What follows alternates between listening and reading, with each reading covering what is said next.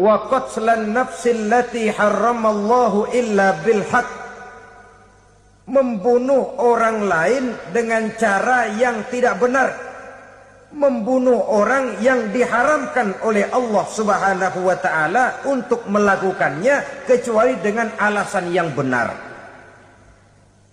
Kita tahu Islam adalah agama damai. Sesuai dengan namanya, ia tidak dikembangkan dengan pedang dan kekerasan. Ia dikembangkan dengan keteladanan dan tuntunan moral.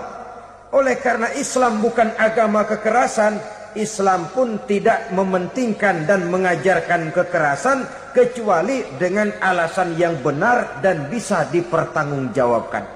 Membunuh dengan sengaja, menghilangkan nyawa orang lain tanpa alasan yang bisa dibenarkan adalah merupakan dosa besar dan satu di antara 7 perkara yang bisa mendatangkan kerusakan dalam kehidupan dan yang hendaknya harus kita jauhi.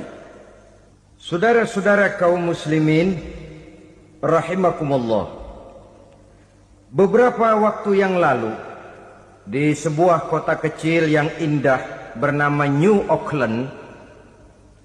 Saudara tahu New Auckland? Itu dari Gunung Kidul masih ngidul lagi.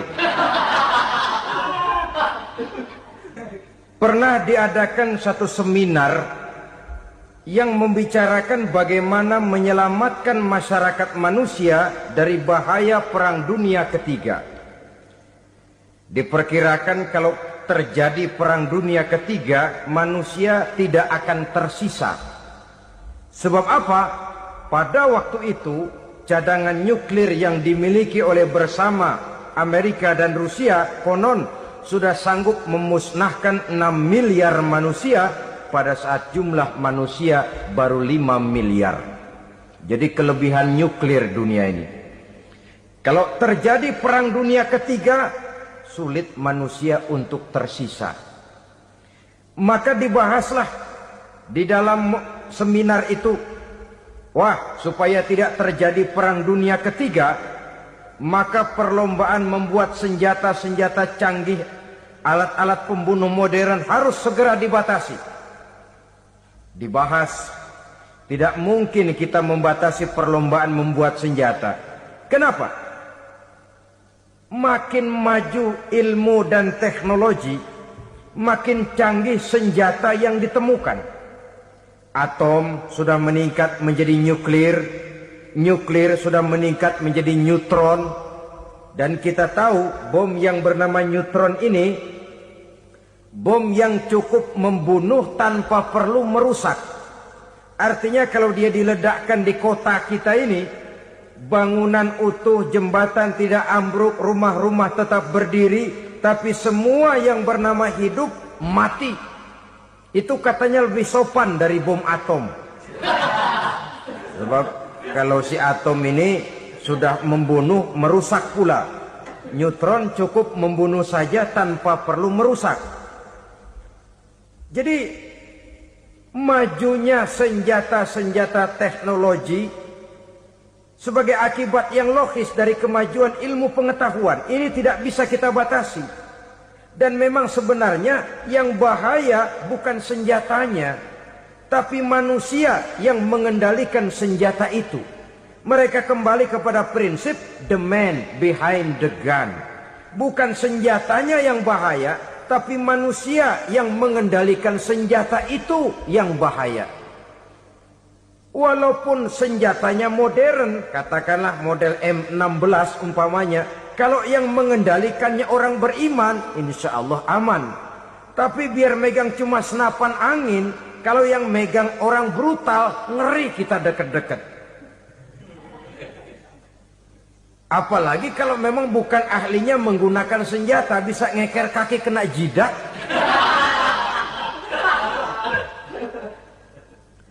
Mereka kembali kepada prinsip lama yang tetap baru, bukan senjatanya yang harus dibatasi, manusia yang mengendalikan senjata itu yang perlu dibicarakan. Nah, kalau begitu, agar manusia tidak mempergunakan senjata sewenang-wenang, apa yang harus kita lakukan?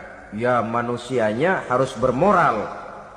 Ya, tapi moral yang mana? Di dunia ini banyak ajaran tentang moral. Itu pun mudah saja. Di sini kan kita undang saja ahli dari berbagai agama untuk membicarakan konsep perdamaian menurut agamanya masing-masing. Baik, setuju itu, setuju. Maka tampillah para ahli agama, mereka kembali kepada prinsip moral daripada konsep yang terkandung di dalam ajaran agama untuk menegakkan perdamaian. Mula-mula naiklah ahli dari agama Hindu, dibacakan konsep perdamaian menurut ajaran agama Hindu, bahwa untuk damai manusia harus meninggalkan nafsu keduniaannya, menempuh samsara dan sebagainya untuk mencapai nirwana, menjauhi kemegahan dan kemewahan dunia. Ini lalu dibahas, rasanya juga tidak mungkin ini. Kemudian dari agama Nasrani, bahwa untuk damai manusia harus menciptakan sifat kasih sayang. Kalau ditampar pipi kiri, berikan pipi yang kanan.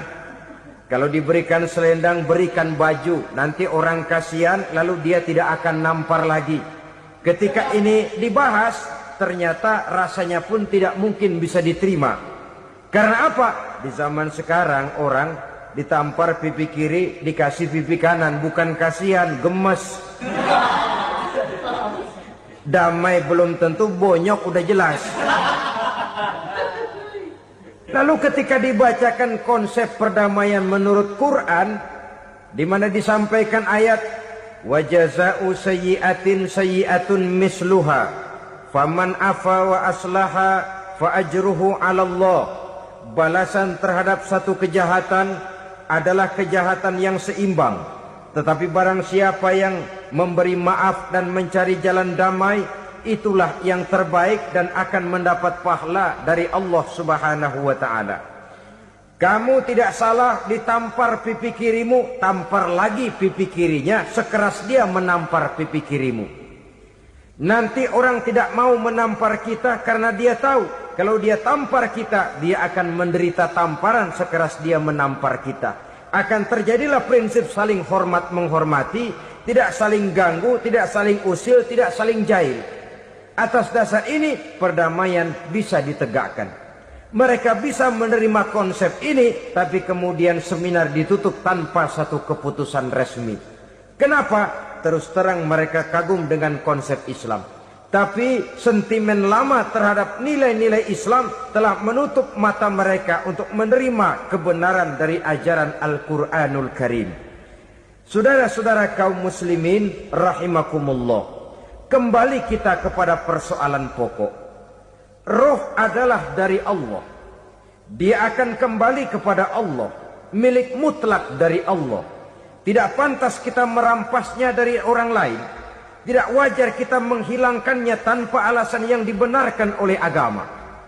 Di zaman sekarang, akibat persaingan hidup yang makin tajam, lapangan kerja yang makin sulit, tensi ekonomi yang makin tinggi, atau karena nilai moral yang makin rendah, atau juga karena rapuhnya pegangan orang kepada agama, nyawa rasanya sudah sedemikian murahnya. Berbagai kasus membuat berdiri bulu roma kita. Ada mayit, ada manusia dipotong 6, dicincang macam kambing. Ada yang dipotong 5, ada yang dipotong 13, dikardusin, dibuang ke tempat sampah. Inna lillahi wa inna ilaihi raji'un. Gejala apa ini? Kanibalisme.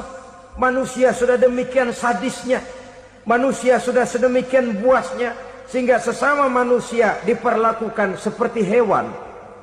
Padahal hewan sendiri belum pernah macan makan macan, bagaimanapun buasnya macan. Belum pernah serigala memakan serigala, bagaimanapun brutalnya serigala. Tetapi manusia makan manusia di zaman sekarang kadang jadi kenyataan dalam kehidupan kita. Kadang persoalannya remeh saja. Soal uang 200 perak, pisau bicara, nyawa melayang. Soal rokok sebatang, celurit bicara, nyawa melayang. Soal-soal yang sama sekali tidak prinsip, begitu mudah kita menghilangkan nyawa orang lain.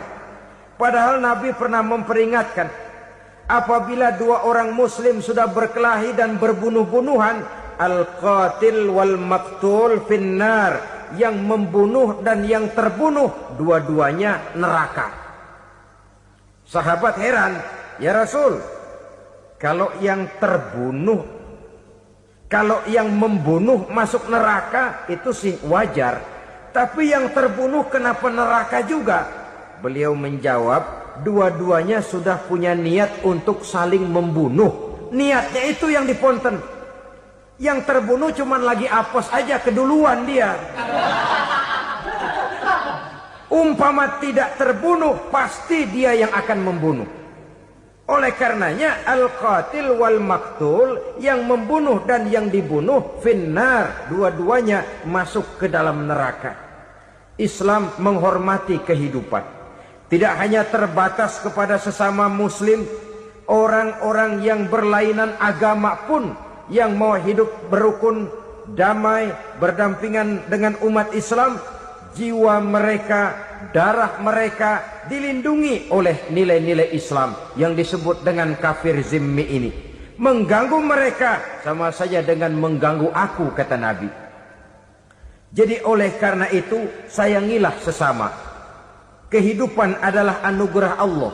Bukan wewenang kita untuk mencabutnya dari orang lain. Bukan wewenang kita untuk merampas dan menghilangkannya dari orang lain. Apa yang tidak enak terjadi pada diri kita, begitu pula lah apabila terjadi pada diri orang lain. Sehingga Nabi mengatakan, la yu'minu ahadukum hatta yuhibba li akhihi ma yuhibbu li nafsihi. Belum dikatakan beriman seseorang kamu apabila dia belum mencintai saudaranya seperti ia mencintai dirinya sendiri. Apa yang enak dirasakan oleh orang lain, enak juga dirasakan oleh dia. Mengukur orang lain dengan diri sendiri. Kalau orang lain tanpa salah saya fitnah, kalau saya tanpa salah difitnah orang, enak apa enggak? Enggak, orang lain juga begitu. Kalau orang lain tanpa salah saya tempeleng kepalanya, enak apa tidak? Tidak. Orang lain juga begitu. Yang tidak enak terjadi pada diri kita, tentu tidak enak juga kalau terjadi pada orang lain. Mengukur orang lain dengan diri sendiri. Sehingga tidak timbul sifat egois. Tidak menari di atas bangkai orang lain. Tidak mendirikan kebahagiaan di atas untayan air mata orang lain. Sehingga dengan demikian saudara-saudara, dia bisa menghormati kehidupan, menghormati orang lain sebagaimana dia ingin dihormati. Untuk menghancurkan nilai-nilai iman, dibanjiri kita dengan paham-paham yang merusak dan mendangkalkan akidah. Baik ia bernama materialisme, baik ia bernama sekularisme, baik ia bernama banjirnya maksiat dan munkarat, baik ia bernama banjirnya peradaban dan kebudayaan yang menghancurkan moral daripada anak-anak kita, sedikit demi sedikit melenturkan dan melunturkan nilai-nilai keimanan kita, untuk kemudian pada waktunya nilai iman itu akan bertukar dan berganti menjadi nilai syirik kepada Allah Subhanahu wa ta'ala. Atau pada sisi lain, menjadikan yang selain Allah sebagai tujuan akhir daripada kehidupan kita. Sedangkan kita sama-sama maklum bahwa di dalam pandangan agama Islam, dosa yang tidak berampun, dosa yang terbesar, termasuk dalam kategori bapak moyangnya dosa, tidak lain adalah syirik, yakni menyekutukan Allah Subhanahu wa ta'ala. Pola penghancuran iman ini memang berstrategi. Ditawarkan kita kepada paham materialisme, paham kebendaan, di mana otak menempati urutan sebagai ranking pertama, Tuhan jatuh pada urutan kedua. Lalu menyusul kepada paham sekularisme, Allah dipisahkan dari seluruh kegiatan hidup ini. Untuk pada gilirannya menjadikan yang selain Allah sebagai tujuan akhir daripada seluruh kegiatan hidup kita. Oleh karenanya, kewajiban menjaga nilai-nilai iman ini merupakan kewajiban yang mulia tetapi berat. Tidak hanya untuk kita, tetapi juga bagaimana mewariskannya kepada anak-anak kita, generasi yang akan datang. Orang-orang tua bijaksana yang diceritakan di dalam Al-Quran, kalau sudah berpikir tentang anak-anaknya, pertanyaan yang paling mereka risaukan ialah, ma ta'buduna min ba'di. Anakku, kalau pada satu saat aku, ayahmu sudah tidak ada lagi di dunia ini, meninggalkan kamu semua, ma ta'buduna min ba'di, apa yang akan kamu sembah nak? Jikalau sekarang ayahmu masih mau ke masjid, masih mau melakukan rukuk dan sujud, masih beribadah menyembah Allah Subhanahu wa ta'ala, kalau orang tuamu sudah tidak ada, ma ta'buduna min ba'di, masihkah engkau mau datang ke masjid? Masihkah engkau mau rukuk dan sujud? Masihkah engkau mau menyembah Allah Subhanahu wa ta'ala? Pertanyaan ini yang dipikirkan oleh Nabi Yakub kepada putra-putranya. Pertanyaan ini yang diteruskan oleh Nabi Ibrahim kepada anak-anaknya. Pertanyaan ini yang diwariskan oleh generasi ulama salafus saleh kepada para generasi berikutnya. Bagaimana kita generasi sekarang? Kita orang-orang tua sekarang bukan berfikir ma ta'buduna min ba'di, malah yang kita fikirkan ma ta'kuluna min ba'di. Kalau bapak tidak ada nanti kamu makan apa nak? Perkara kamu nyembah apa? Urusan nomor 18. Yang penting kamu nanti hidup bisa makan nak. Maka kita sibuk mewariskan harta kepada anak-anak kita. Kita sibuk mewariskan kebun dan tanah kepada anak-anak kita.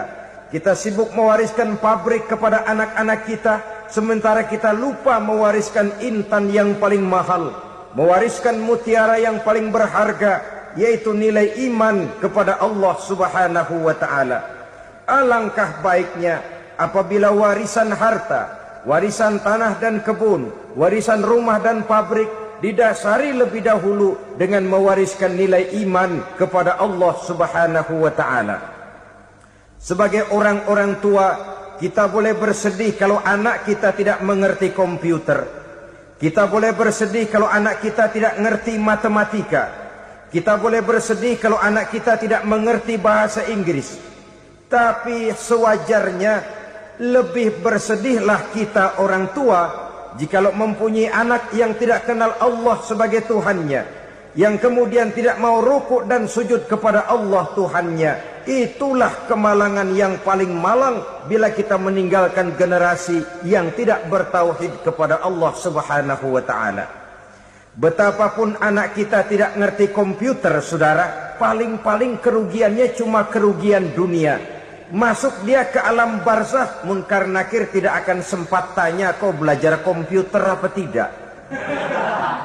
Kumpul dia di padang mahsyar, malaikat juga tidak akan tanya matematikamu nilainya berapa. Yang ditanya kau kenal Allah, kau rukuk dan sujud kepadanya, kau pernah datang ke masjid. Oleh karena itu sekali lagi, menjaga nilai iman tidak hanya untuk kita, tetapi juga mewariskannya kepada anak-anak kita, generasi yang akan datang. Sungguh kemalangan yang paling besar apabila kita meninggalkan anak-anak kita. Mereka kita tinggalkan lemah ekonominya, itu tidak baik. Mereka kita tinggalkan lemah otaknya, itu pun akan membuat mereka tertinggal oleh yang lain. Tapi yang paling celaka, jikalau kita tinggalkan mereka dalam kondisi lemah imannya, rapuh akidahnya, tidak baik dan tidak betul keyakinan hidupnya. Oleh karena itu Nabi berpesan, jauhilah 7 perkara yang merusak. Yang pertama, syirik kepada Allah Subhanahu wa ta'ala. Menyekutukan Allah baik dalam ucapan, dalam keyakinan, ataupun dalam perbuatan. Ini perkara pertama yang termasuk 7 perusak besar di dalam kehidupan. Kalau sudah jatuh kita ke lembah syirik, bagaimanapun banyak kebaikan yang kita kerjakan, berjiwa sosial, bertangan pemurah, gemar menolong orang lain, kalau memang dasarnya syirik, maka seluruh kebaikan kita akan hancur, tidak akan ada nilainya dalam pandangan Allah Subhanahu wa ta'ala. Dalam pandangan manusia, mungkin kita dicatat sebagai orang sosial, gemar menolong orang lain, tidak berpangku tangan melihat orang yang mendapat kesulitan. Tapi oleh karena dasarnya syirik, dasarnya tidak mentauhidkan Allah, maka seluruh nilai kebaikan yang kita kerjakan tidak akan ada nilainya dalam pandangan Allah Subhanahu wa ta'ala.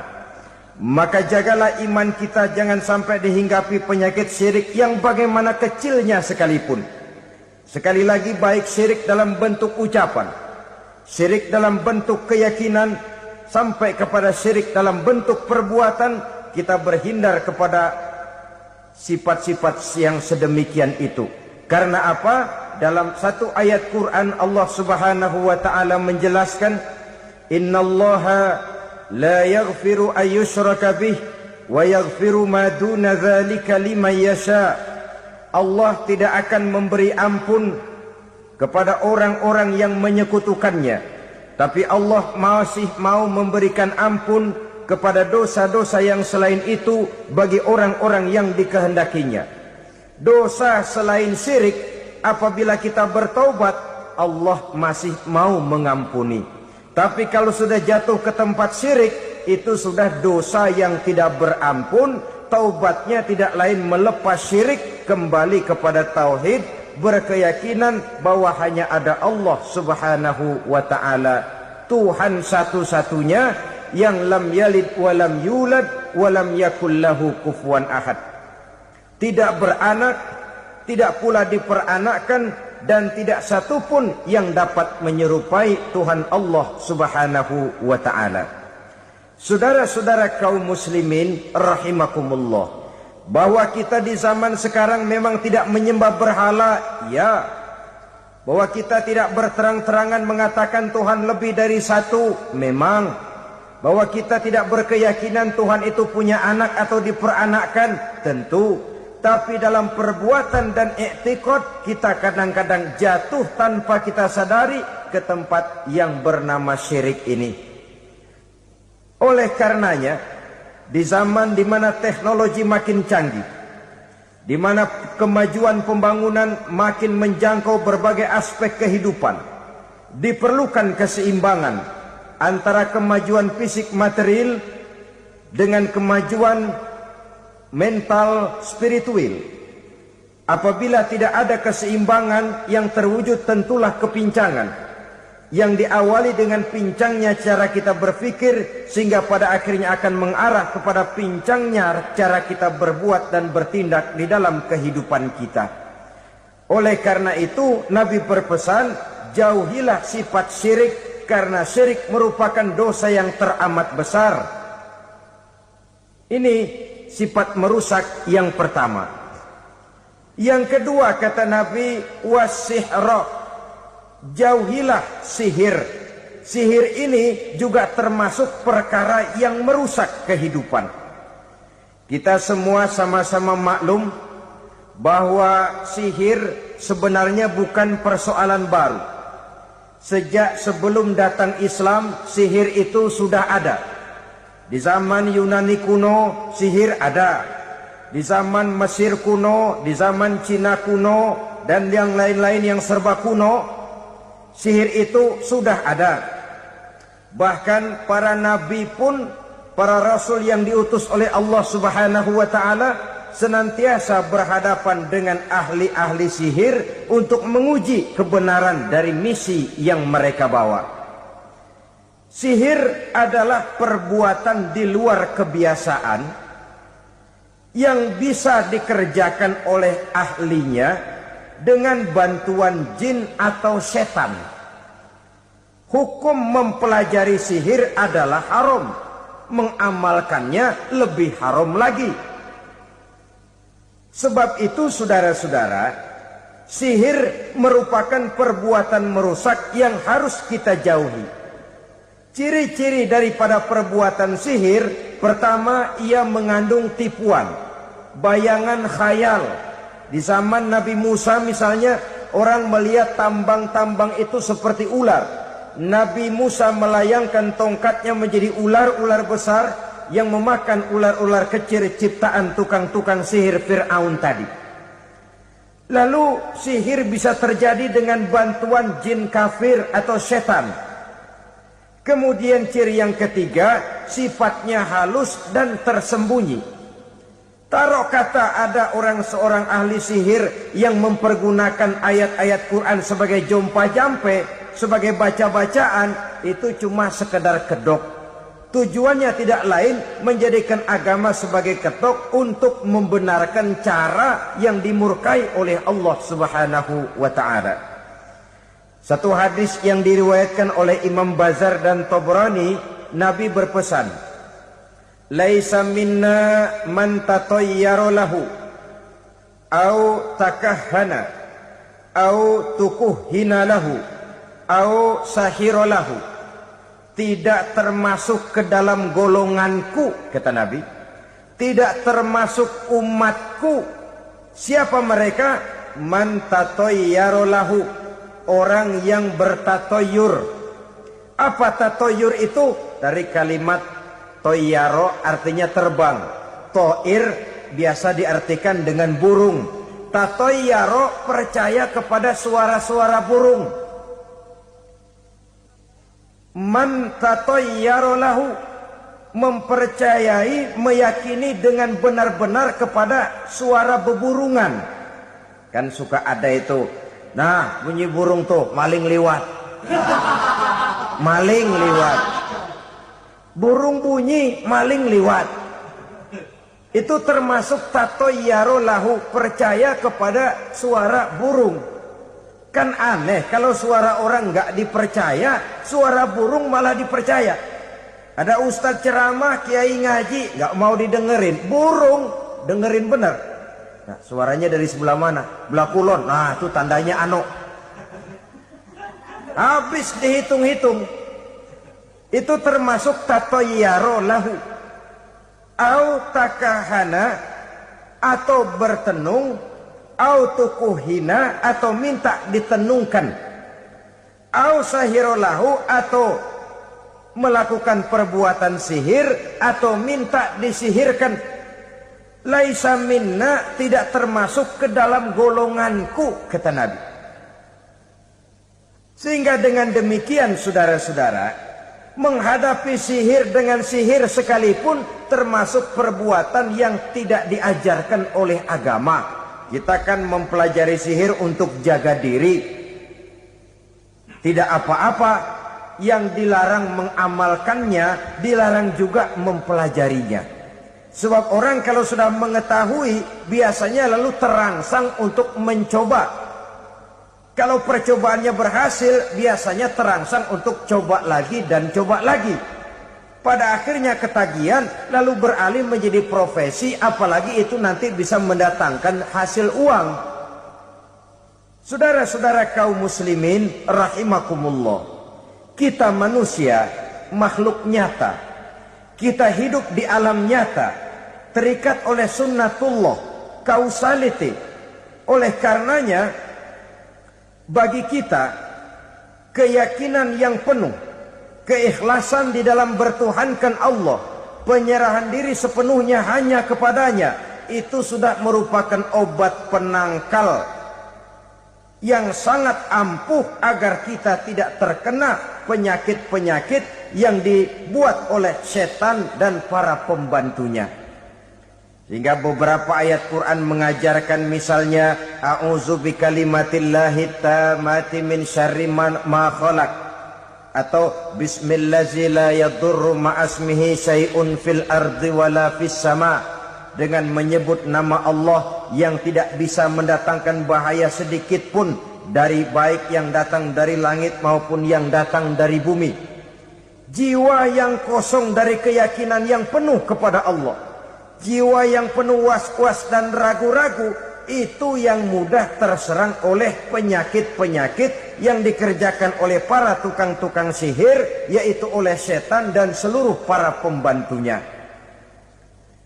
Kemudian hadis kedua yang diriwayatkan oleh Imam Ibnu Hibban, Nabi bersabda, la yadkhulul jannata mudminu khamrin wala mu'minu bisihrin wala qati'u rahmin.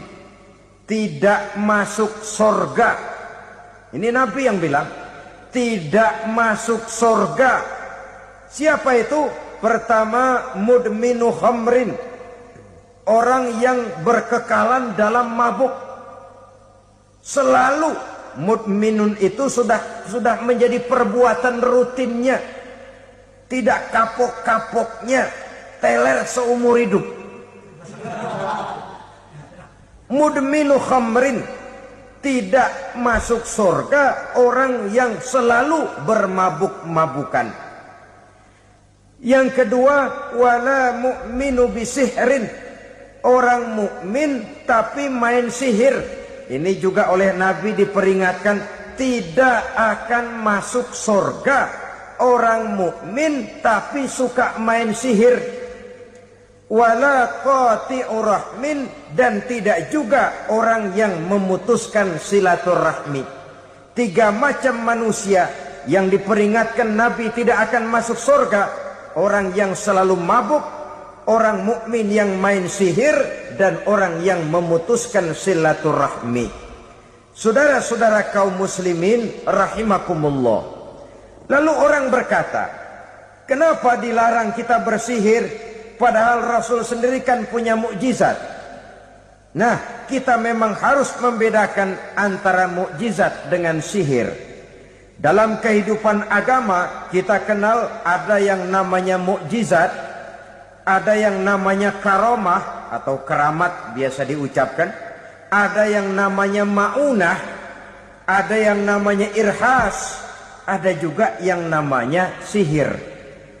Kesemuanya ini berbeda, saudara-saudara. Yang dinamakan mukjizat itu khusus untuk para rasul saja. Satu kejadian luar biasa yang terjadi dilakukan oleh Rasul atas izin dari Allah Subhanahu wa ta'ala. Perbedaannya dengan sihir jelas. Sihir dari setan, mukjizat dari Allah. Sihir bisa dipelajari, mukjizat tidak. Sihir umumnya untuk maksud-maksud yang tidak baik, sedangkan mukjizat untuk memperkuat kebenaran yang disampaikan oleh para rasul dan ditentang oleh umatnya. Bahkan kafir Quraisy dahulu menganggap orang-orang ahli sihir itu berada dalam satu posisi yang hina, sehingga mereka mengatakan dan menuduh Nabi Muhammad sebagai tukang sihir. Tuduhan sebagai tukang sihir adalah tuduhan yang sangat aib dan hina. Di tengah masyarakat kufar jahiliyah, kedudukan tukang sihir dipandang sebagai kedudukan yang hina, sehingga mereka mengejek Nabi dengan sebutan tukang sihir. Jadi mukjizat hanya untuk Rasul saja. Kemudian karomah. Karomah ini asal kata dari karoma, kehormatan, kemuliaan yang diberikan Allah kepada hamba-hambanya yang rajin mendekatkan diri kepadanya. Oleh karena ketekunannya melaksanakan ibadah, Allah memberikan keistimewaan kepada orang itu, yang dengan keistimewaannya dia bisa mengerjakan yang tidak bisa dikerjakan oleh orang lain. Karomah hanya bisa dicapai dengan prestasi ibadah. Kalau sihir, mau ibadah apa enggak, asal dia belajar, bersatu dan berteman dengan setan, memenuhi persyaratan-persyaratan setan, biasanya lalu bisa. Sedangkan karomah tidak mungkin terwujud tanpa orang mendekatkan diri sedekat-dekatnya kepada Allah Subhanahu wa ta'ala.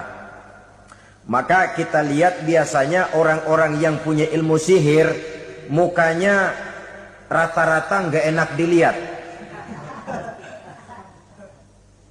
Kumuh, jauh dari air wudhu, jauh dari sujud kepada Allah, malah berteman dengan setan, menjadi pelayan-pelayannya setan.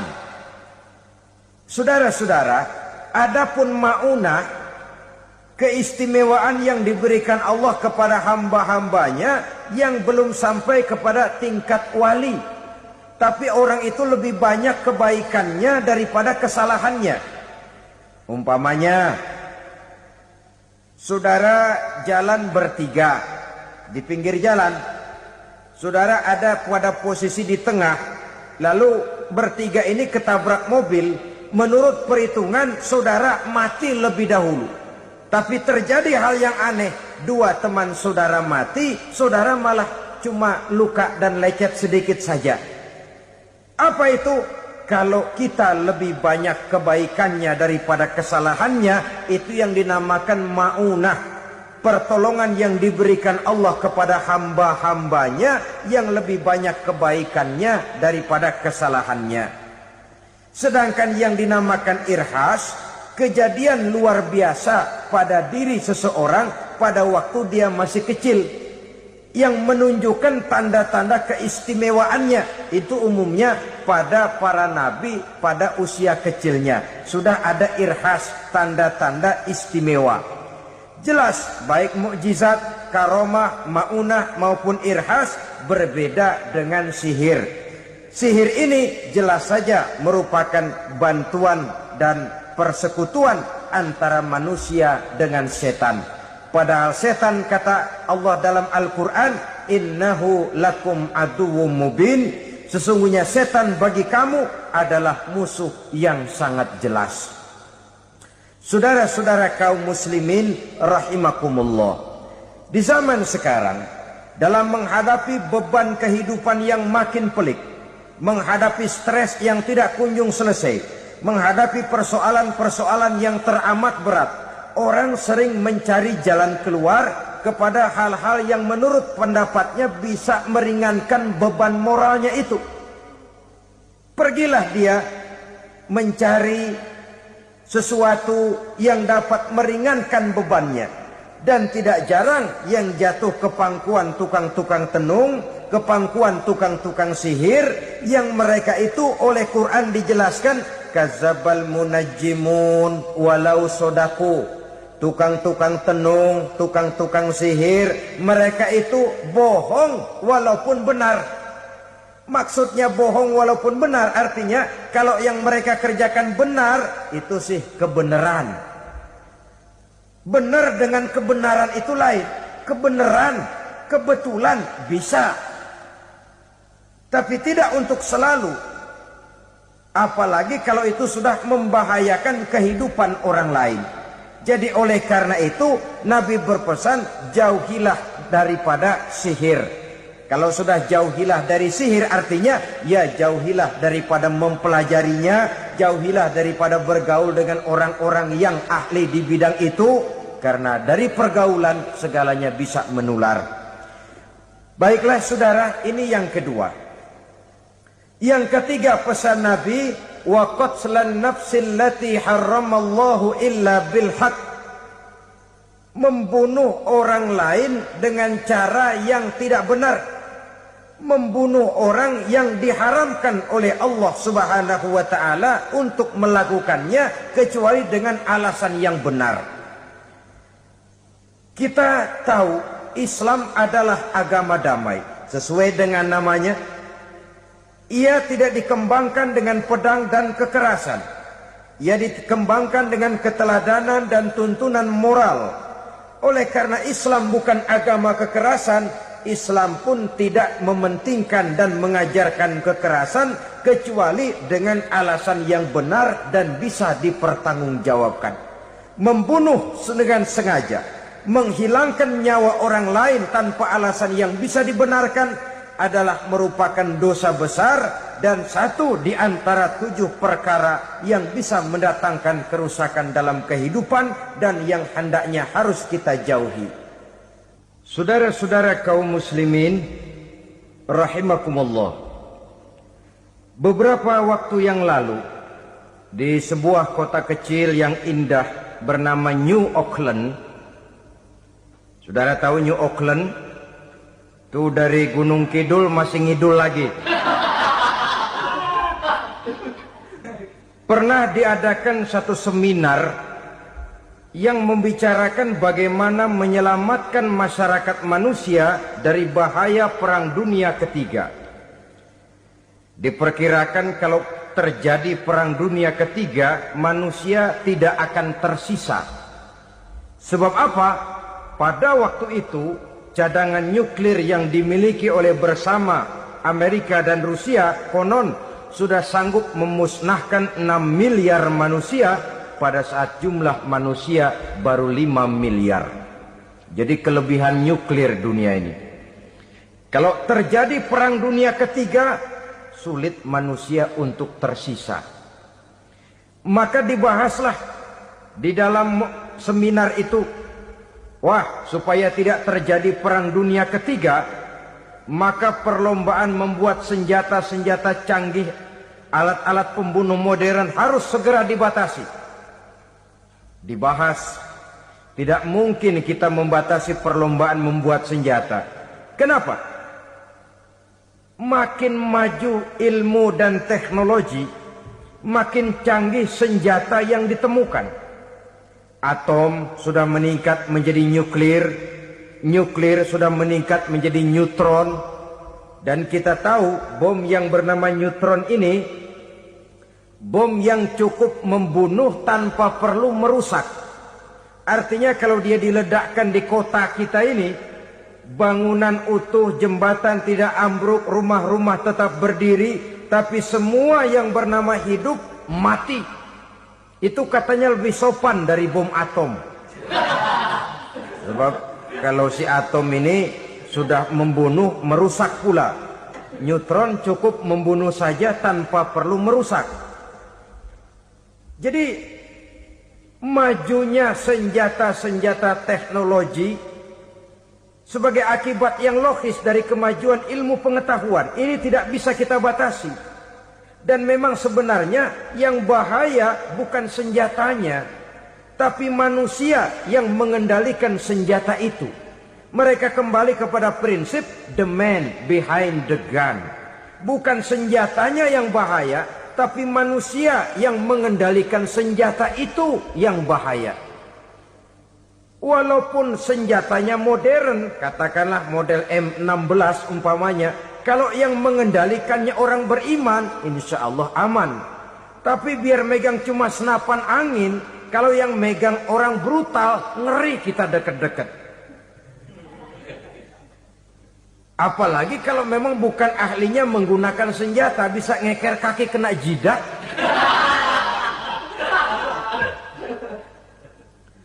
Mereka kembali kepada prinsip lama yang tetap baru. Bukan senjatanya yang harus dibatasi, manusia yang mengendalikan senjata itu yang perlu dibicarakan. Nah, kalau begitu, agar manusia tidak mempergunakan senjata sewenang-wenang, apa yang harus kita lakukan? Ya, manusianya harus bermoral. Ya, tapi moral yang mana? Di dunia ini banyak ajaran tentang moral. Itu pun mudah saja. Di sini kan kita undang saja ahli dari berbagai agama untuk membicarakan konsep perdamaian menurut agamanya masing-masing. Baik, setuju itu, setuju. Maka tampillah para ahli agama, mereka kembali kepada prinsip moral daripada konsep yang terkandung di dalam ajaran agama untuk menegakkan perdamaian. Mula-mula naiklah ahli dari agama Hindu, dibacakan konsep perdamaian menurut ajaran agama Hindu, bahwa untuk damai manusia harus meninggalkan nafsu keduniaannya, menempuh samsara dan sebagainya untuk mencapai nirwana, menjauhi kemegahan dan kemewahan dunia. Ini lalu dibahas, rasanya juga tidak mungkin ini. Kemudian dari agama Nasrani, bahwa untuk damai manusia harus menciptakan sifat kasih sayang. Kalau ditampar pipi kiri, berikan pipi yang kanan. Kalau diberikan selendang, berikan baju. Nanti orang kasihan, lalu dia tidak akan nampar lagi. Ketika ini dibahas, ternyata rasanya pun tidak mungkin bisa diterima. Karena apa? Di zaman sekarang orang ditampar pipi kiri, dikasih pipi kanan. Bukan kasihan, gemes. Damai belum tentu, bonyok udah jelas. Lalu ketika dibacakan konsep perdamaian menurut Quran, di mana disampaikan ayat wa jazaa'u sayyi'atin sayyi'atun misluha faman afa wa aslaha fa ajruhu 'ala Allah. Balasan terhadap satu kejahatan adalah kejahatan yang seimbang. Tetapi barang siapa yang memberi maaf dan mencari jalan damai, itulah yang terbaik dan akan mendapat pahala dari Allah Subhanahu wa taala. Kamu tidak salah ditampar pipi kirimu, tampar lagi pipi kirinya sekeras dia menampar pipi kirimu. Nanti orang tidak mau menampar kita karena dia tahu kalau dia tampar kita, dia akan menderita tamparan sekeras dia menampar kita. Akan terjadilah prinsip saling hormat menghormati, tidak saling ganggu, tidak saling usil, tidak saling jahil. Atas dasar ini perdamaian bisa ditegakkan. Mereka bisa menerima konsep ini, tapi kemudian seminar ditutup tanpa satu keputusan resmi. Kenapa? Terus terang mereka kagum dengan konsep Islam. Tapi sentimen lama terhadap nilai-nilai Islam telah menutup mata mereka untuk menerima kebenaran dari ajaran Al-Quranul Karim. Saudara-saudara kaum muslimin rahimakumullah, kembali kita kepada persoalan pokok. Roh adalah dari Allah. Dia akan kembali kepada Allah, milik mutlak dari Allah. Tidak pantas kita merampasnya dari orang lain. Tidak wajar kita menghilangkannya tanpa alasan yang dibenarkan oleh agama. Di zaman sekarang, akibat persaingan hidup yang makin tajam, lapangan kerja yang makin sulit, tensi ekonomi yang makin tinggi, atau karena nilai moral yang makin rendah, atau juga karena rapuhnya pegangan orang kepada agama, nyawa rasanya sudah sedemikian murahnya. Berbagai kasus membuat berdiri bulu roma kita. Ada mayit, ada manusia dipotong 6, dicincang macam kambing. Ada yang dipotong 5, ada yang dipotong 13, dikardusin, dibuang ke tempat sampah. Inna lillahi wa inna ilaihi raji'un. Gejala apa ini? Kanibalisme. Manusia sudah demikian sadisnya, manusia sudah sedemikian buasnya, sehingga sesama manusia diperlakukan seperti hewan. Padahal hewan sendiri belum pernah macan makan macan, bagaimanapun buasnya macan. Belum pernah serigala memakan serigala, bagaimanapun brutalnya serigala. Tetapi manusia makan manusia di zaman sekarang kadang jadi kenyataan dalam kehidupan kita. Kadang persoalannya remeh saja. Soal uang 200 perak, pisau bicara, nyawa melayang. Soal rokok sebatang, celurit bicara, nyawa melayang. Soal-soal yang sama sekali tidak prinsip, begitu mudah kita menghilangkan nyawa orang lain. Padahal Nabi pernah memperingatkan, apabila dua orang muslim sudah berkelahi dan berbunuh-bunuhan, al-qatil wal maqtul finnar, yang membunuh dan yang terbunuh dua-duanya neraka. Sahabat heran, ya Rasul, kalau yang membunuh masuk neraka itu sih wajar, tapi yang terbunuh kenapa neraka juga? Beliau menjawab, dua-duanya sudah punya niat untuk saling membunuh. Niatnya itu yang diponten. Yang terbunuh cuman lagi apes aja, keduluan dia. Umpama tidak terbunuh, pasti dia yang akan membunuh. Oleh karenanya al-qatil wal maktul, yang membunuh dan yang dibunuh finnar, dua-duanya masuk ke dalam neraka. Islam menghormati kehidupan.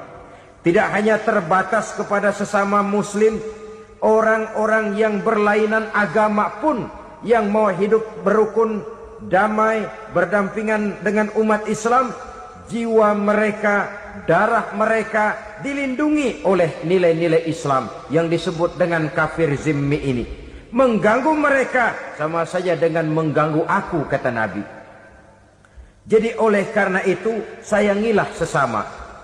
Kehidupan adalah anugerah Allah, bukan wewenang kita untuk mencabutnya dari orang lain, bukan wewenang kita untuk merampas dan menghilangkannya dari orang lain. Apa yang tidak enak terjadi pada diri kita, begitu pula lah apabila terjadi pada diri orang lain.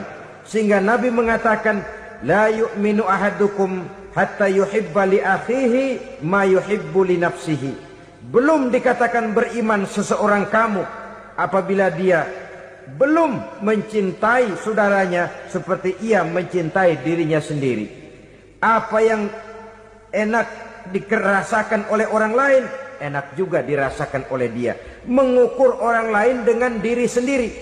Kalau orang lain tanpa salah saya fitnah, kalau saya tanpa salah difitnah orang, enak apa enggak? Enggak, orang lain juga begitu. Kalau orang lain tanpa salah saya tempeleng kepalanya, enak apa tidak? Tidak. Orang lain juga begitu. Yang tidak enak terjadi pada diri kita, tentu tidak enak juga kalau terjadi pada orang lain. Mengukur orang lain dengan diri sendiri. Sehingga tidak timbul sifat egois. Tidak menari di atas bangkai orang lain. Tidak mendirikan kebahagiaan di atas untayan air mata orang lain. Sehingga dengan demikian saudara-saudara, dia bisa menghormati kehidupan, menghormati orang lain sebagaimana dia ingin dihormati. Inilah perbuatan ketiga yang merusak, membunuh orang lain dengan yang diharamkan Allah tanpa alasan yang benar. Yang ketiga. Kemudian yang keempat, perbuatan merusak wa aklar riba, makan riba. Hidup adalah tolong menolong. Bahasa kerennya take and give katanya. Saling memberi dan saling menerima. Nabi mengajarkan man kuraba kurbatan min kurabid dunya karaballahu lahu kurbatan min kurabi yaumal qiyamah. Wallahu fi aunil abdi madamal abdu fi auni akhihi. Siapa yang meringankan beban dari beban-beban yang dirita seseorang di dalam kehidupan dunia, Allah akan meringankan bebannya daripada beban-beban yang harus dipikulnya di hari kiamat nanti. Wallahu fi aunil abdi madamal abdu fi auni akhihi. Allah senantiasa akan menolong seorang hamba selama hamba itu masih mau menolong saudaranya. Allah selalu akan menolong seorang hamba selama hamba itu masih mau menolong saudaranya. Apabila kita sudah berpangku tangan terhadap kesulitan orang lain, biasanya pun pada saat kita mendapat kesulitan, kita akan sulit juga memperoleh pertolongan. Nah, riba alias renten, kedoknya adalah menolong orang, tapi sama juga bulu buntutnya dilepas, palanya dicekek. Menolong orang pada akhirnya menjadi beban bagi seseorang. Dan memang mencari orang-orang yang berada dalam posisi kesulitan. Biasanya di daerah-daerah di mana musim paceklik jadi lapangan kerja sulit, sedangkan urusan perut tidak bisa ditunda, akhirnya orang terjebak ke dalam rentenir, ke dalam riba, ke dalam renten. Bunga berbunga, sehingga satu saat jumlah bunganya bisa lebih besar dari jumlah pinjaman pokoknya. Kemudian kalau juga ternyata tidak bisa dibayar, rumah jadi taruhan. Memang rumah satu-satunya, begitu rumah ditarik mulain camping. Bukankah pada akhirnya akan mewariskan kesengsaraan? Oleh karena itu, kepada kita berusahalah jangan berhubungan dengan rentenir, jangan makan renten dan riba. Kepada mereka yang melaksanakan riba, walaupun mendatangkan keuntungan materi, tapi percayalah harta yang didapat dengan jalan riba tidak akan membawa keberkahan. Manakala tidak membawa keberkahan, dia tidak akan mendatangkan ketenangan di dalam kehidupan kita. Oleh karenanya, memakan harta riba termasuk perbuatan yang merusak sendi-sendi kehidupan sosial, merusak kehidupan orang lain, merusak kehidupan masyarakat, tetangga, pergaulan dan sebagainya. Yang kelima, wa akla malil yatim, memakan harta anak yatim dengan cara yang zalim. Nih, memang lezat. Anak yatim itu nggak tahu urusan apa-apa. Kita diamanahkan untuk mengurusinya. Kadang-kadang dibentuklah panitia penyantunan yatim piatu. yatimnya mah tetap kelaparan, panitianya yang pada gendut.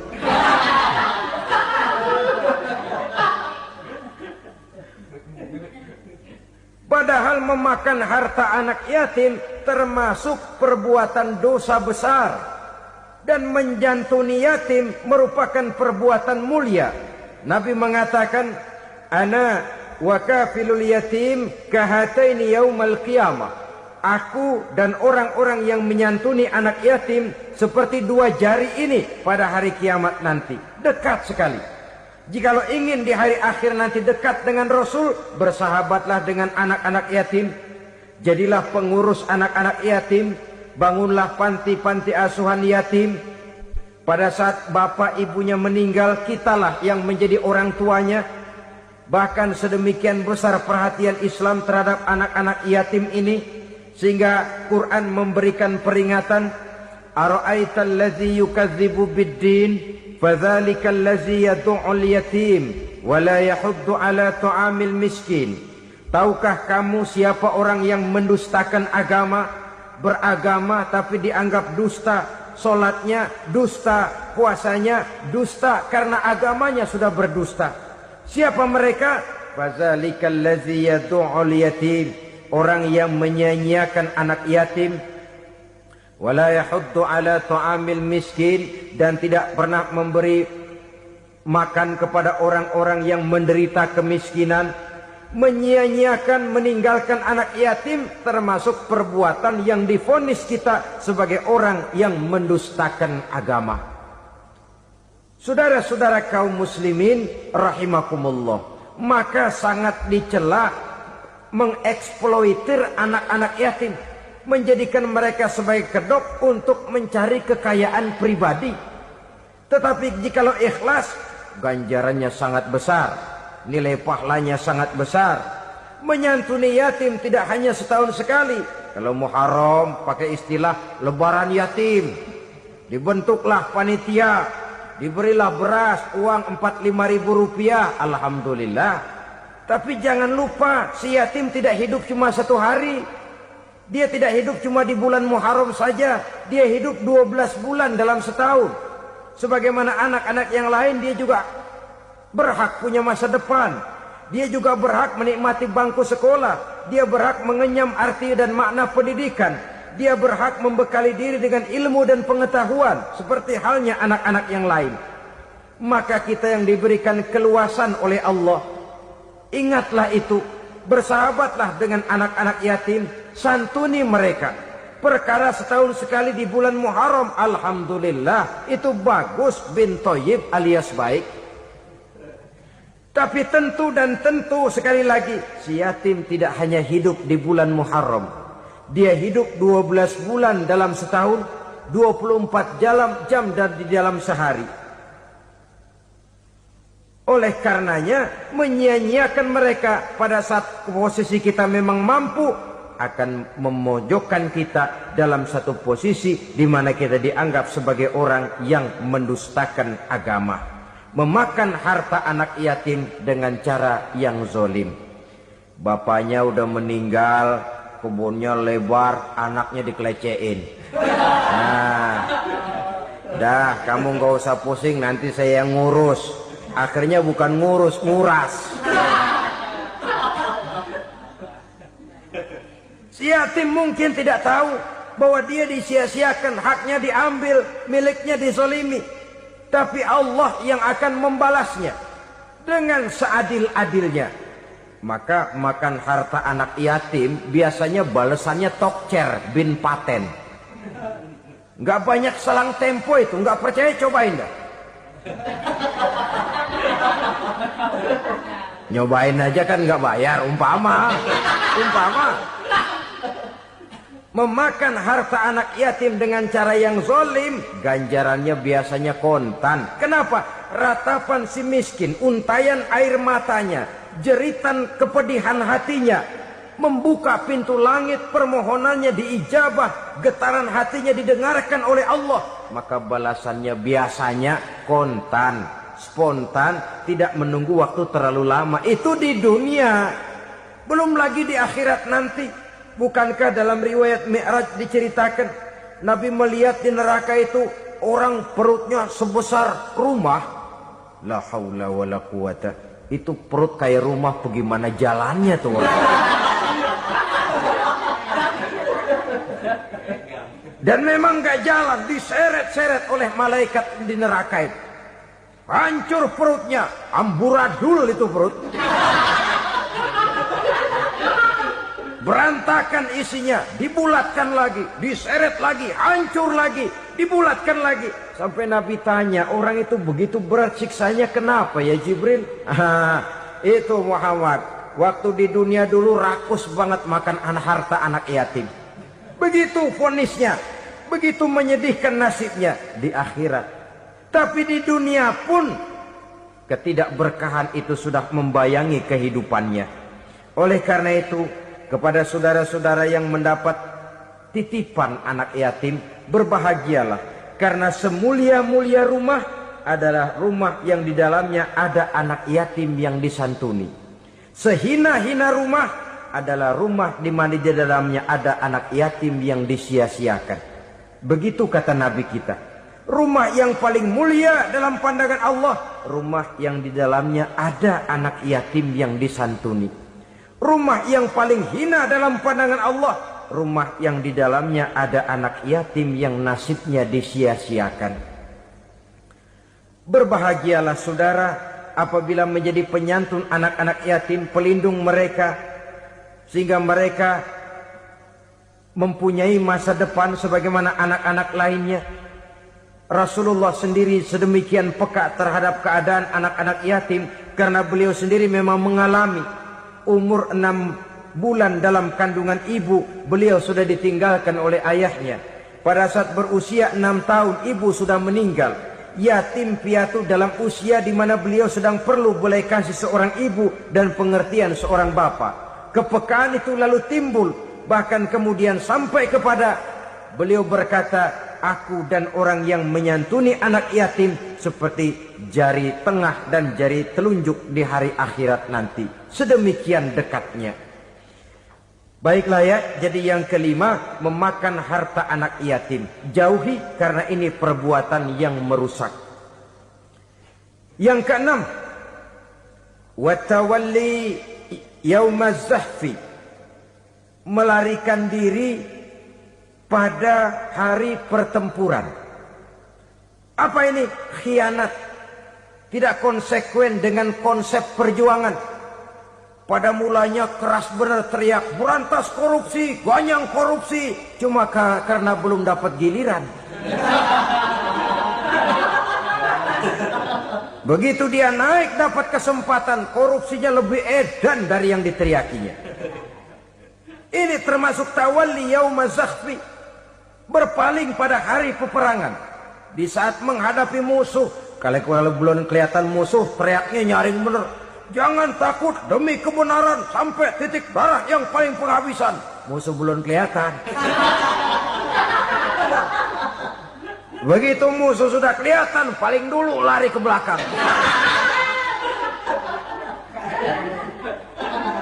Kalau diajak berjuang ada saja alasannya. Sehingga Quran memberikan peringatan kepada kita semua.